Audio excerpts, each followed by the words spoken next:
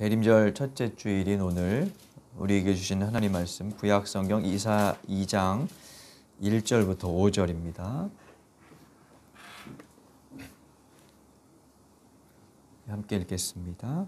1절 제가 읽겠습니다. 아모스의 아들 이사야가 받은 바 유다와 예루살렘에 관한 말씀이라. 만일에 여호와의 전에 시사는 모든 새 꼭대기에 굳게 설 것이요 모든 작은 산 위에 뛰어다니니 만방의 기둥이 모여들 것이라. 많은 백성이 가며 이르기를 오라 우리가 여호와의 산에 오르며 야곱의 하나님의 전에 이르자. 그가 그의 길을 우리에게 가르치실 것이라. 우리가 그 길로 행하리라 하리니 이는 율법이 시온에서부터 나올 것이요 여호와의 말씀이 예루살렘에서부터 나올 것임이니라. 그가 열방 사이에 판단하시며 많은 백성을 판결하시리니 우리가 그들의 칼을 쳐서 보습을 만들고 그들의 창을 쳐서 낫을 만들 것이며 이 나라와 저 나라가 다시는 칼을 들고 서로 치지 아니하며 다시는 전쟁을 연습하지 아니하리라. 5절 함께 읽겠습니다. 야곱 족속아 오라 우리가 여호와의 빛에 행하자. 아멘.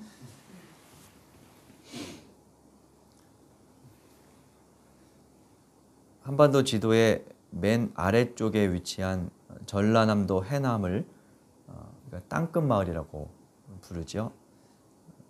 우리 영토인 제주도를 포함하면 사실 해남이 끝이 아니지만 무틀 기준으로 해서 해남을 땅끝이라고 하는 겁니다.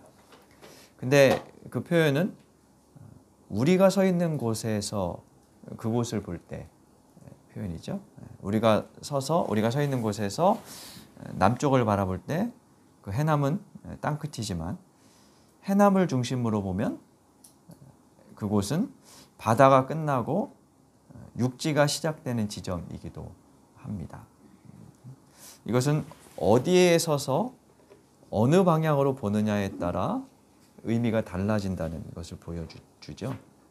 그리고 사실 끝은 또 다른 시작과 연결되어 있다는 것도 생각하게 합니다. 그러니까 해남은 땅의 끝이며 바다의 시작이고 또 반대로 얘기하면 바다의 끝이고 땅의 시작이기도 하죠. 끝과 시작이 연결되어 있습니다. 성경에서 말하는 종말, 끝도 마찬가지입니다. 2주 전에 말라기서 4장 말씀을 가지고 그날이 오면이라는 제목으로 설교를 통해서 말씀드렸지만 우리는 이 종말의 때를 모든 것이 끝나버리는 때라고 생각을 합니다. 그러나 끝나는 것이 있으면 새로 시작하는 것이 있어요. 그래서 성경의 종말은 그냥 막연한 끝이 아니라 사탄의 지배와 질서가 끝나고 하나님의 통치, 하나님의 다스리심이 임하는 하나님의 나라가 시작되는 것을 의미합니다. 예수님께서 오셔서 하나님의 나라를 선포하셨고 보여주셨어요. 그러니까 하나님의 나라 그러면 하나님의 통치권, 지배, 다스림 이런 것을 의미하는데 세상은 죄와 죽음이라는 사탄의 지배가 있었죠. 그런데 그것이 예수님께서 오심으로 구원과 생명의 하나님의 다스리심의 나라로 바뀌었습니다. 그리고 그것이 지금 우리에게 이루어져 가고 있죠. 예수님의 오심으로 우리 안에 하나님의 나라, 주님의 다스리심이 시작되었다는 점에서 그 나라는 우리 안에 있습니다. 근데 그 나라가 임했다는 것은 유대인들의 관점에서 보면 하나님의 다스리심이 이루어졌다. 그게 종말이거든요. 그러니까 이 하나님의 나라가 우리에게 왔다 하는 것은 이미 종말이 우리 안에서 시작됐다는 것이고 우리가 그 종말을 살아가고 있다는 것이에요. 그리고 그리스도의 다시 오심으로 마침내 그 나라가 완성될 것이라는 기대, 그 기대가 우리에게 있다는 그런 뜻이죠. 그러니까 이미 온 종말을 우리가 살아가고 있고 또한 앞으로 바라고 있다는 그런 의미가 거기에 담겨 있어요. 오늘 시작되는 이 대림절은 그 두 가지 사건, 예수님께서 탄생하심으로 첫 번째 오셨던 그 사건을 기억하고 또 다시 오실 그리스도의 오심을, 재림을 기다리는 그런 절기입니다. 여러 번 말씀드린 것처럼 교회력은 이 대림절로부터 시작이 되죠. 교회력이 성탄을 앞두고 대림절로부터 시작된다는 것은 우리가 몸담고 있는 또 신앙하는 기독교의 토대가 예수님의 초림과 처음 오심과 재림, 다시 오심 사이에 놓여 있다는 뜻입니다. 당연한 말이죠. 2000년 전에 예수님께서 오시지 않았다면, 그래서 그분의 공생애가 없었다면 기독교 신앙은 애당초 성립될 수가 없었어요. 그냥 유대교에 여전히 머물러 있었겠죠. 기독교 신앙의 토대는 예수님의 오심에 근거합니다. 또한 지금도 우리가 이 신앙 안에서 살아가는 이유는 예수님께서 다시 오신다는 것을 믿기 때문이에요. 그분이 다시 오신다는 이 재림신앙이 없으면 기독교의 근본이 역시 허물어지게 됩니다. 예수님께서 재림하심으로 어둠과 악이 심판받고 하나님의 나라가 완성되는 것이 우리의 최종적인 염원이며 기대이기 때문입니다. 일찍이 이사야라는 예언자는 우리와 같은 그 염원을 담아서 새로운 세상에 대한 선포를 하였습니다. 이사야는 남유다 왕 우시야 때부터 히스기야 왕 때까지 활동한 예언자인데요. 연대로는 대략 기원전 736년부터 701년 정도까지입니다. 지금부터 한 2000년 전, 2700년 전이 해당이 되는 거죠. 그 당시는 북이스라엘이 강대국이었던 아시리아의 공격으로 흔들리다가 멸망한 때였어요. 북이스라엘이 아수르에 의해서 멸망한 연도가 기원전 721년이니까 이사야가 한참 활동하던 시기였죠. 그 중간쯤에 이제 북이스라엘이 멸망한 건데요. 아마 이사야는 남쪽에 살고 있었지만 같은 동포의 나라인 북이스라엘이 쇠락하고 멸망하는 것을 지켜보았을 거예요. 근데 그 나라가 멸망하는 것으로 그냥 끝났으면 좋은데 북쪽을 멸망시킨 아수르가 연이어서 남쪽의 유다 땅도 압박하고 포위합니다.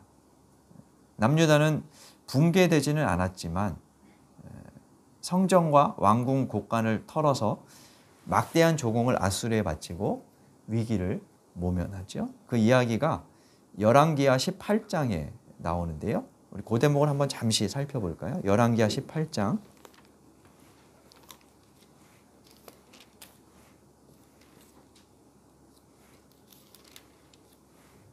열왕기하 18장 9절 말씀입니다.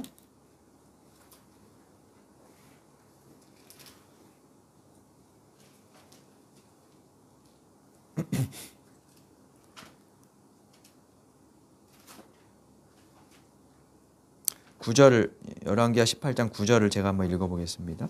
히스기야 왕 제4년 곧 이스라엘의 왕 엘라의 아들 호세아 제7년에 아수르의 왕 살만에셀이 사마리아로 올라와서 에워쌌더라. 왕 이름이 여러 개 나와서 헷갈리죠. 히스기야는 남유다의 왕이었고요. 이스라엘의 왕, 이것은 여기서 이스라엘은 남북으로 갈라진 나라의 북쪽, 북이스라엘을 말합니다. 거기에 왕이 호세아라는 왕이었어요. 우리 성경에 나오는 예언서 호세아와는 다른 인물이죠. 왕 호세아입니다. 그가 다스린 지 7년째 되던 때 아시리아라는 저 동쪽의 제국이 쳐들어와서 북이스라엘의 수도 사마리아를 포위했다는 거예요. 그리고 3년 후에 그 사마리아가 함락됐습니다. 10절에 그렇게 표현되어 있죠. 그때가 히스기야 왕 제6년이었습니다. 그리고 아수르 왕은 이스라엘의 여러 백성들을 제국 전역으로 흩어보내서 나라를 완전히 초토화시킵니다. 그리고 13절에 보면요. 18장 13절에 보면 히스기야 왕 제14년에 아수르 왕 사네립이 올라와서 유다 모든 견고한 성읍들을 쳐서 점령했다. 이렇게 말하고 있죠. 그러니까 북이스라엘을 멸망시키고 몇 년 후에 남쪽까지 이제 공격을 한 거예요. 그래서 남쪽의 여러 성들을 이제 짓밟고 나서 예루살렘 성까지 포위합니다. 15절에 보면 히스기야가 그것을 어떻게 극복하냐 하면 여호와의 성전과 왕궁 곳간에 있는 은을 내주고 여호와의 성전 문의 금, 기둥에 입힌 금을 벗겨서 아수르 왕에게 조공으로 바치고 이 위기를 모면합니다. 그리고 나서 한 150년쯤 후에 남유다가 멸망하게 되는데요. 다시 본문으로 돌아와서 그러니까 이사야가 살던 시대는 북쪽이 멸망하고 남유다 자신의 조국도 위기를 겪던 그런 상황이었다는 거예요. 이 사건을 우리의 상황에 대입해 보면 어떨까요? 만약에 북한이 무너져서 중국에 완전히 예속되었다고 가정을 해봅시다. 우리가 어떻게 반응할까요? 아마 지금보다 더 우리는 생존의 위협이 커질 겁니다. 군사력 증강의 요구가 빗발칠 것이에요. 미국과 더 결속해야 한다는 주장도 훨씬 커질 겁니다. 반대로 우리가 미국에 완전히 종속되고 지배를 받는 세상이 되었다라고 생각하면 북한도 역시 같은 입장을 보일 거예요. 이사야 시대가 그랬다는 거죠. 아마 그 당시에 여러 이제 정치 세력들은 아수르와 화친하자는 유화파 혹은 군세력을 키워서 아수르에 대항해야 한다는 강경파 아니면 남쪽 이집트에 도움을 요청하자는 친애국파 등 여러 목소리가 들려왔을 거예요. 이사야는 어느 편에 섰을까요? 이사야는 이런 위기의 순간에 그들과는 전혀 다른 기대, 소망을 선포해요. 그게 오늘 본문의 말씀입니다. 그것은 남유다의 수도이자 예루살렘 성전이 있던 시온산이 모든 산보다 높고 뛰어난 산이 될 것이라. 그래서 만방이 그리로 모여들 것이라는 선포였습니다. 2절에 그렇게 말씀하고 있죠. 이사야서 2장 2절 말씀에 보면 여호와의 전의 산이 모든 산 꼭대기에 굳게 설 것이요 모든 작은 산 위에 뛰어나리니 만방이 그리로 모여들 것이라 라고 말씀합니다. 예루살렘 성전이 있던 시온산은 고도 해발 고도 900여 미터 정도 되는 우리 금오산과 좀 비슷한 높이의 그런 산이었습니다. 만일 여기 구미에 사는 어떤 사람이 금오산이 우리나라를 넘어 세계의 중심이 될 것이고 미국과 러시아를 비롯한 열강이 이곳 구미로 몰려올 것이라는 그런 말을 하고 다닌다면 어떨 것 같으세요? 말도 안 되는 소리, 미친 사람 취급을 하기 십상일 겁니다. 변방 시골 도시로서는 상상조차 할 수 없는 야무진 꿈이죠. 거기다 군사력도 그렇게 강하지 않은 나라가 이런 상상을 한다는 것은 무척 기대할 수 없는 사건입니다. 근데 유대인들은 이런 구절에 근거해서 이스라엘 중심주의, 시오니즘이라는 선민 사상을 신봉했어요. 그래서 지금도 예루살렘 중심 사상을 갖고 있는 사람들이 있죠. 사실 이 말씀은 그런 뜻은 아닙니다. 그래서 여기에서 중요한 것은 왜 많은 백성들이 예루살렘, 시온으로 몰려오는지가 중요해요. 3절에서 그들이 하는 말을 한번 우리 들어보겠습니다. 3절을 함께 읽어보겠습니다.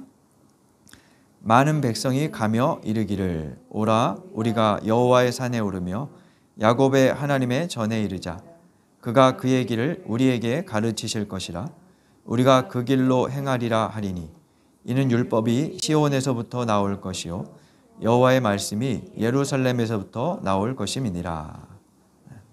열방이, 그러니까 만방이 여호와의 전이 있는 시온산으로 향하는 까닭은 거기에서 하나님의 율법, 말씀이 나오기 때문입니다. 그래서 시온이 세상의 으뜸, 중심이 될 것이라는 기대는 군사력, 외교력, 정치력에 있지 않고 그곳에서 선포되는 하나님의 말씀에 기반을 둔다는 거예요. 예루살렘에 특별한 이유가 있다면 그곳에서 선포되는 하나님의 말씀 때문입니다. 시온으로 모여든 사람들은 그곳에서 주님의 말씀을 듣고 자신들이 가야 할 길이 무엇인지 배우고 그 길로 행하겠다고 다짐합니다. 3절 후반절이 그런 내용이에요. 율법이 시온에서부터 나오고 예루살렘에서부터 여호와의 말씀이 나오는데 그것을 들은 그들은 뭐라고 말합니까? 그의 길을 우리에게 가르치실 것이니 그 길을 배워서 그 길로 행할 것이다. 이렇게 말하죠. 그리고 이제 이어지는 4절에서는 그 길이 구체적으로 어떤 길인지를 보여줘요. 여호와의 말씀을 통해 그들이 배운 길은 어떤 길일까요? 우리 4절도 한번 읽어보겠습니다. 그가 열방 사이에 판단하시며 많은 백성을 판결하시니니 무리가 그들의 칼을 쳐서 보습을 만들고 그들의 창을 쳐서 낫을 만들 것이며 이 나라와 저 나라가 다시는 칼을 들고 서로 치지 아니하며 다시는 전쟁을 연습하지 아니하리라. 여기 시작되는 구절의 그는 하나님을 의미하죠. 하나님께서 시온산에서 판단하시고 판결하십니다. 열방과 많은 백성을 재판하십니다. 재판하신다는 말은 뭘까요? 하나님의 말씀대로 올바름을 드러내시고 그 올바름이 시행되게 하신다는 거죠. 하나님의 말씀과 통치가, 말씀에 따른 통치가 이루어진다는 것이에요. 우리가 세상을 보면서 불공정하고 불의하다라고 느끼는 것은 법정에서 법이 올바로 시행되지 않고 그리고 또 그래서 사회에서 그 정의가 바르게 이루어지지 않기 때문이죠. 이 말은 하나님께서 당신의 율법과 말씀에 근거해서 세상을 정의롭게 판결하시고 그러므로 그 정의가 세상에 구현된다는 그런 것이에요. 하나님의 나라가 이루어진다는 것이죠. 그래서 몰려든 사람들은 하나님 곁에서 그분이 펼치시는 공의로운 재판을 지켜봅니다. 아, 저것이 하나님의 다스리심이구나. 저것이 공의로운 세상이구나 하는 것을 보면서 배웁니다. 그리고 그 결과 어떤 일이 일어날까요? 4절 둘째 줄을 보면 주어가 바뀌어요. 그가 열방 사이에서 판단하시며 많은 백성을 판결하시리니 그리고 무리가 이렇게 시작되죠. 무리는 모여든 백성들인데요. 그들이 행동이 이제 그 다음에 표현되어 있어요. 어떻게 행동합니까?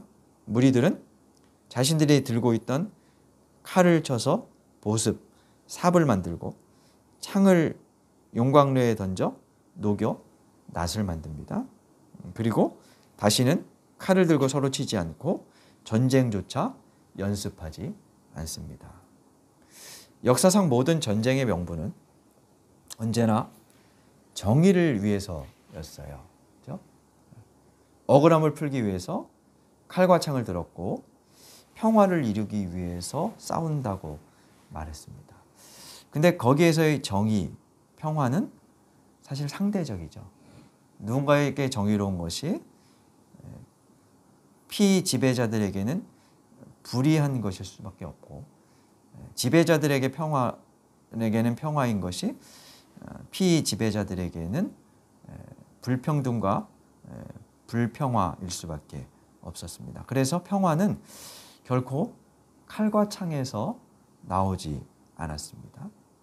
이 사실을 이미 알고 있던 이사야는 여호와의 말씀에 근거한 올바른 판결이 이루어지는 세상을 꿈꾸며 그 나라가 올 것이고 그 나라는 칼과 창이 필요 없는 평화의 세상이 될 것이라고 선포했습니다. 이것이 이사야가 꿈꾸던 세상이었습니다. 지금 우리는 우리 시대에도 곳곳에서 전쟁이 벌어지고 있습니다.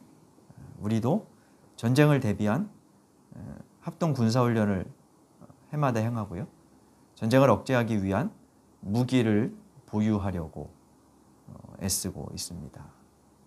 우리나라의 국방비가 연 예산의 10% 이상 가량을 차지한다 그러죠. 한 50조 가까이 아마 될 거예요. 그래서 그것만 절약해도 사실 지금보다 더 이제 복지, 의료, 여러 가지 교육 등의 이제 혜택이 여러 사람에게 골고루 아마 전해질 수 있을 것인데 우리가 그러지 못해요. 보다 강력한 방어, 공격 체제를 갖춰야 한다는 논리가 훨씬 더 지배적이기 때문입니다. 그런 세상에서 이사야의 이 메시지는 우리에게도 사실 공허하게 들릴 수 있습니다. 근데 이사야는 어쩌면 우리보다 더한 시대를 살면서 이런 말씀을 선포했어요. 하나님의 토라와 율법이 선포될 때 칼과 창은 불필요해진다.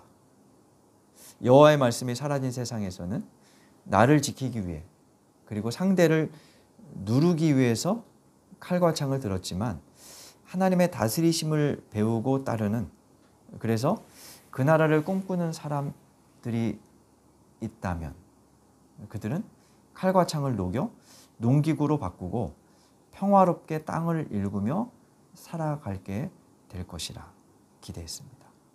그런 기대는 5절의 권면으로 이어지고 있어요. 5절 말씀을 우리 한번 읽어보겠습니다. 야곱 족속아 오라 우리가 여호와의 빛에 행하자.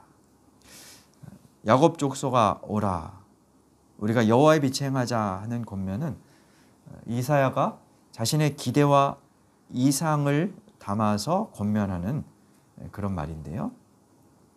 이 구절은 3절에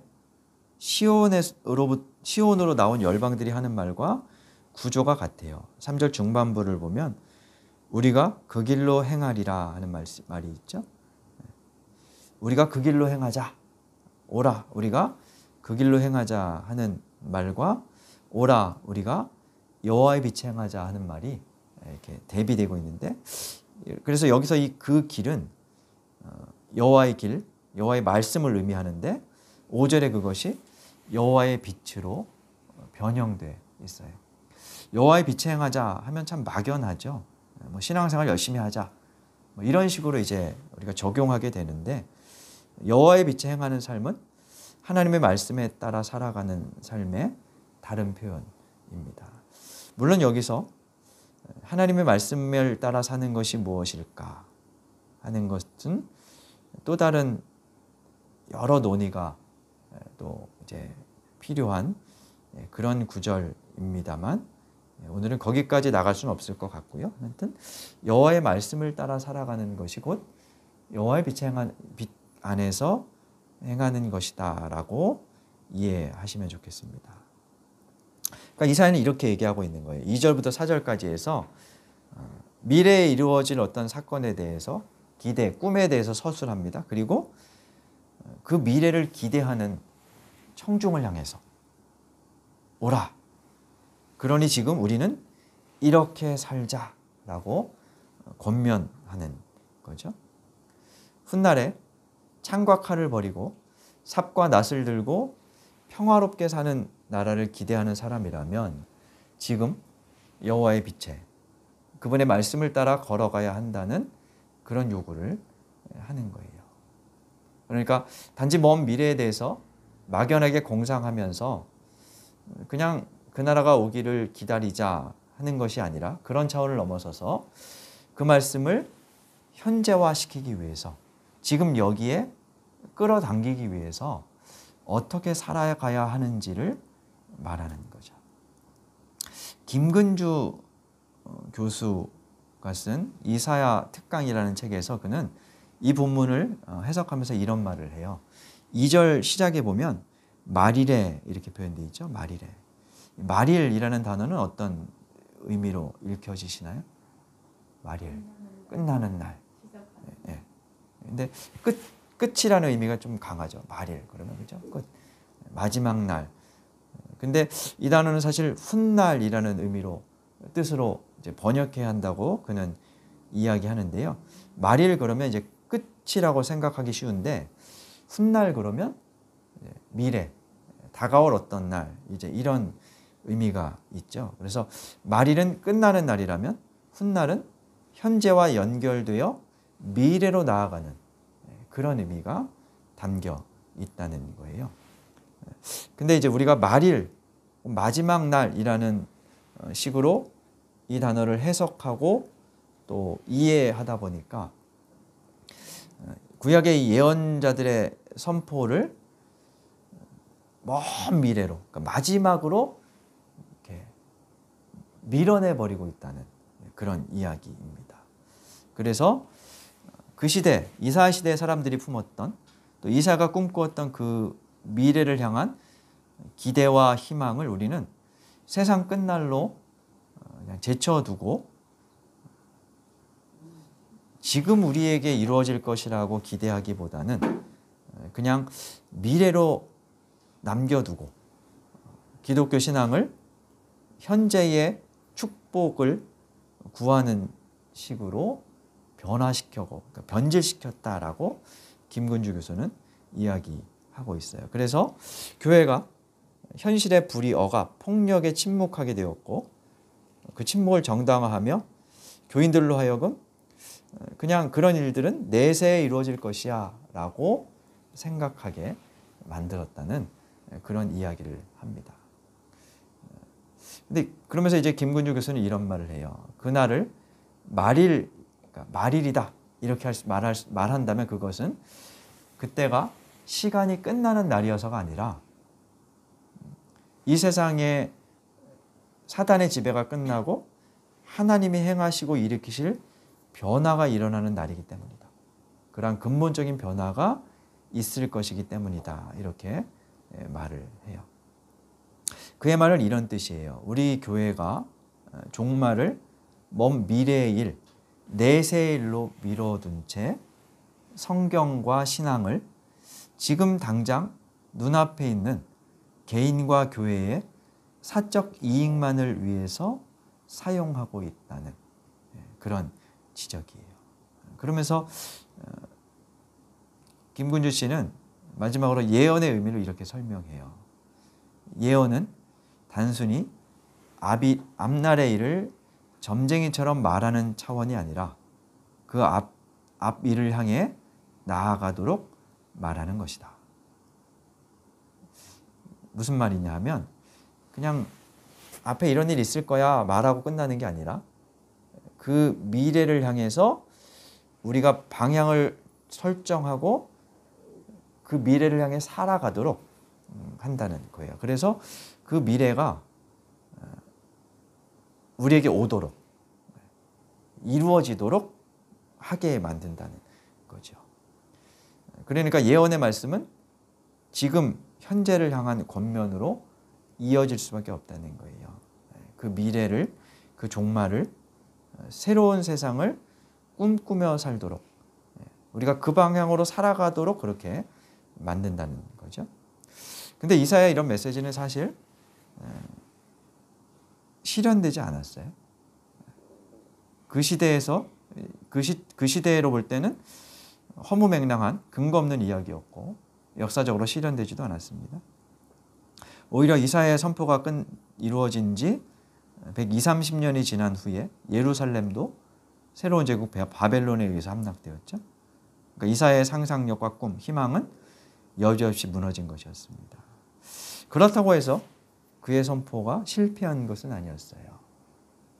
예수 그리스도를 통해서 사람들이 예상하거나 기대하지 못한 방식으로 실현되었고 우리에게 다가왔기 때문이죠.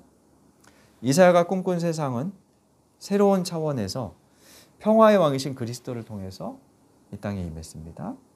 그리고 우리는 이사야의 꿈을 함께 꾸며 그리고 예수님께서 이루신 그 나라를 기대하며 기다리며 살아갑니다. 저와 여러분이 태어나 살아가는 이 사회는 태어나는 순간부터 만인의 만인을 위한 투쟁 가운데 살아가는 그런 세상입니다. 그래서 교회조차도 그런 세상에서 살아남아야 한다고 살아남으라고 부추기죠. 뭐 현실적으로는 그렇습니다. 근데 애석하게도 예수님을 믿는 신앙을 많은 사람들이 이렇게 죽고 죽이는 경쟁 사회에서 살아남는 방편과 수단으로 사용한다는 점이에요. 그래서 신앙이 경쟁에서 이기는 힘이 되고요. 믿음이 양육강식의 피라미드 세상에서 정점에 도달하게 만드는 수단이 되어버립니다. 명백히 이것은 신앙이 아닙니다. 하나님을 신앙한다는 것이 그런 의미가 되어서는 결코 안 됩니다. 다른 꿈을 꿔야 하는데 기독교인들도 세상 사람들과 같은 꿈을 꾸면서 그 꿈을 이룰 수 있는 방식만 기독교 안에서 찾으려고 한다는 그런 말이에요. 근데 꿈조차 달라야 하는데 그러지 못하다는 거죠. 그렇게 된 까닭은 아마도 우리가 지금까지 수없이 여호와의 산에 오르자라고 외치고 또 여호와의 산에 올랐으면서도 정작 하나님의 말씀을 올바르게 가르치거나 배우지 않았기 때문일 것 같아요. 그러므로 이제 다시 여호와의 산에 올라 새로운 길을 배우고 시작해야 할 때입니다. 2022년 끝자락에서 우리는 대림절을 맞았습니다. 그리고 다시 시작합니다. 땅끝마을 해남에서 바다가 시작되거나 혹은 그곳에서 육지가 시작되듯이 우리의 끝은 새로운 시작과 연결되어 있습니다. 중요한 것은 여기에서 어느 방향을 보며 다시 길을 걸을 것인가 하는 것이겠죠. 이것이 신앙의 한 해를 매듭지어 끝내고 새로운 출발을 하는 우리에게 대림절 첫째 주일 아침에 주시는 하나님의 말씀입니다. 바라기는 이사야가 꿈꾸었던 그러한 세상이 우리의 꿈도 됨으로써 우리가 그러한 나라를 이루고 또 그러한 교회를 이루고 그러한 세상을 기대하며 오늘을 살아갈 수 있게 되기를 바랍니다. 우리의 믿음의 의미가 거기에 있음을 다시 한번 되새기며 시작하는 대림절 첫 주일 이 시간이 될 수 있기를 간절히 바랍니다. 우리 말씀을 기억하며 다짐의 기도 하나님께 드리겠습니다.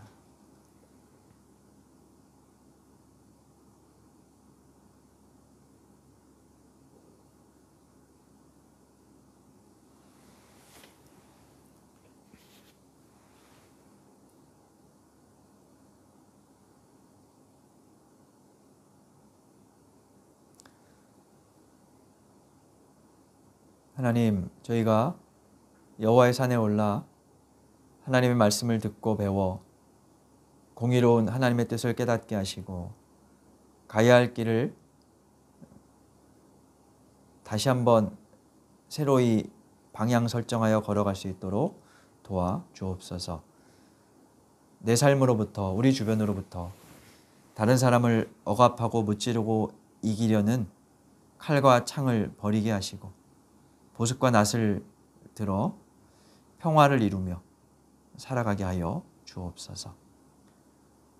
우리와 우리의 자녀들에게 그 길을 가르치게 하시고 교회가 그 길을 걷게 하여 주옵소서. 그리하여 남북 세계의 평화도 이루어지게 하여 주옵소서. 예수님의 이름으로 기도드립니다. 아멘.